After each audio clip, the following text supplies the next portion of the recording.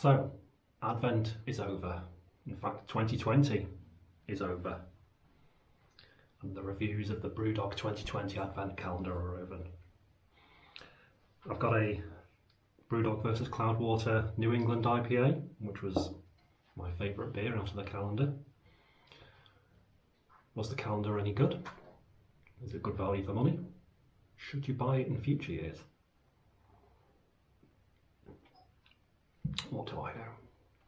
Well, this is just my opinion, and opinions are obviously subjective.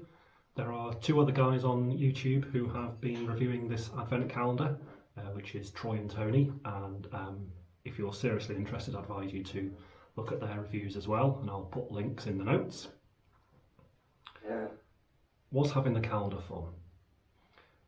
I think the first thing I would say is it's just a bit of fun having an advent calendar where you don't know what you're going to get each day.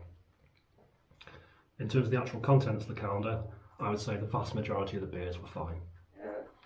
There were a couple that I really didn't like, which was Snowball, a cream soda lager, which sounded like it might be okay, but I didn't like that, and Elvis Hammer, which I had no idea what that was going to be like, and it turns out it was just way too bitter for me. There were, however, quite a few that I really did like. So overall, it was quite interesting to have a different selection. In terms of the variety, quite a lot of the beers were IPAs. Probably about 2/3 of them were IPAs. There are a few lagers as well, a couple of sours, if I remember rightly, and one stout as well. So if you don't like IPAs, then probably this isn't for you so much, assuming that in future years Brewdog have a similar sort of mix. Brewdog do more than IPAs, but for some reason, probably cost reasons, the advent calendar in 2020 was quite heavy on the IPAs. If you've had a lot of Brewdog beers before and you're quite familiar with the products that they do, many of the beers that come in the advent calendar will be familiar to you, I'm sure. But one of the things that I quite liked is that a couple of the beers were exclusive to the advent calendar, so you hadn't been able to get them before, and there were some new beers. So even though I feel like I've had quite a lot of Brewdog beers before, it's interesting to try something new. Also gives you a chance to try some new beers without committing to sort of buying a multi-pack. As I said, there were a couple in there that I didn't like that I probably wouldn't have bought on the basis of not knowing whether I would like them or not, but now I've been able to have one, I know I don't like them.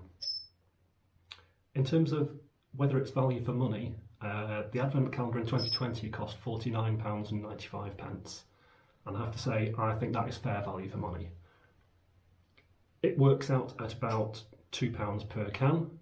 The majority of the cans probably were £1.50 or so to buy if you're buying in a multi-pack, but then there were the odd ones, such as the Brewdog versus New England, such as the Brewdog versus Cloudwater beer, which are considerably more than that to buy. So overall, I think 50 quid is, that's a fair price. And I think it's fair to say that had it contained the beers that I know I like, which tend to be the stouts and the stronger beers, the cost would have been considerably more than £50. So yeah, I think it's fair value. In terms of should you buy it, whether it's for yourself or as a gift for someone else, I would say if you're going to consider it a bit of fun, rather than a serious beer sampling, then it's worth buying. If it's a gift for someone else and their taste in beers are solely what you get down the pub, then maybe this will be a little bit adventurous for them. But if it's someone who does like trying different things and has maybe had a few Brewdog beers and liked them, then yeah, definitely I would suggest getting it. Even if they turn out not to like some of the beers, they should be bloody grateful for getting a gift anyway. Thanks to both of you that watched all the videos. Subscribe to find out what happens with next year's advent calendar. And cheers.